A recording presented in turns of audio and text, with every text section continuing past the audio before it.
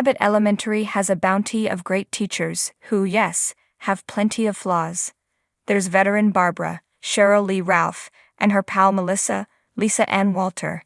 Youngsters Janine, Quinta Brunson, and Jacob, Chris Perfetti, try incredibly hard to do their jobs, so they're also in the upper echelons of the teachers at the school.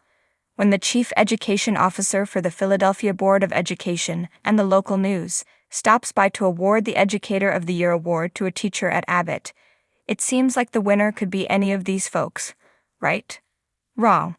Abbott Elementary throws us a curveball this week. Reader, I gasped when the real winner of the Educator of the Year was announced. How in the world could it not be Barbara, thanks to her tenure and dedication to Abbott? No, the real winner is none other than Gregory Eddy, Tyler James Williams, a second-year teacher who wants nothing more than to become a principal. It's a fitting choice for the Philadelphia Board of Education to make in the universe of Abbott Elementary, because it feels like a similarly nonsensical decision that a real Board of Education might make. Gregory is uncertain about this title. Sure, it's exciting, but again, wouldn't Melissa or Barbara be a better fit? The reasoning behind Gregory's win becomes apparent, though, as soon as he steps into the awards ceremony where the Bowie is set to bestow the title upon him. With over-the-top slam poetry and film crews prodding him with nosy questions about teaching, Gregory now understands that he's been selected out of tokenism. A black man teaching is rare, and by choosing Gregory as the winner, the Bowie is only patting themselves on the back for hiring him in the first place. This blatant and clumsy strive for more diversity/inclusion in teaching becomes more evident with the reappearance of Ashley Kayla Monterosa Mejia. It's a delight to see her again, but she's there to accept Aide of the Year, a title that she's completely undeserving of, considering she is, as we watched on the show, terrible at assisting.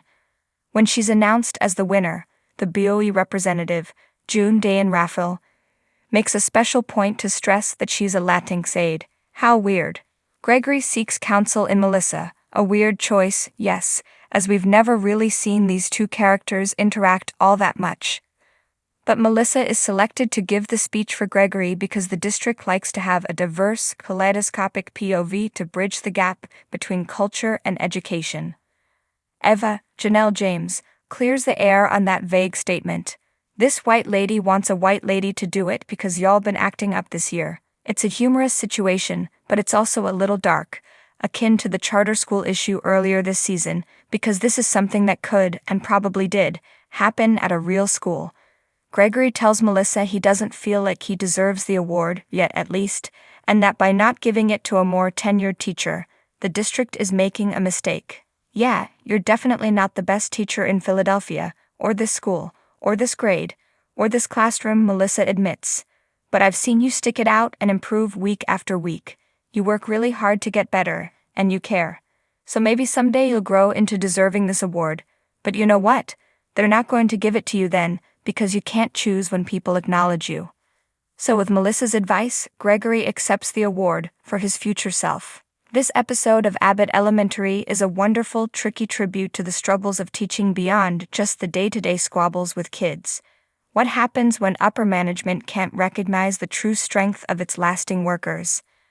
And, of course, thanks to the big return of Ashley and the introduction of June Dayan Raphael's stilted character, the episode was a hoot too. Though it's hard to believe, there are just 2 more episodes left of Abbott Elementary Season 2.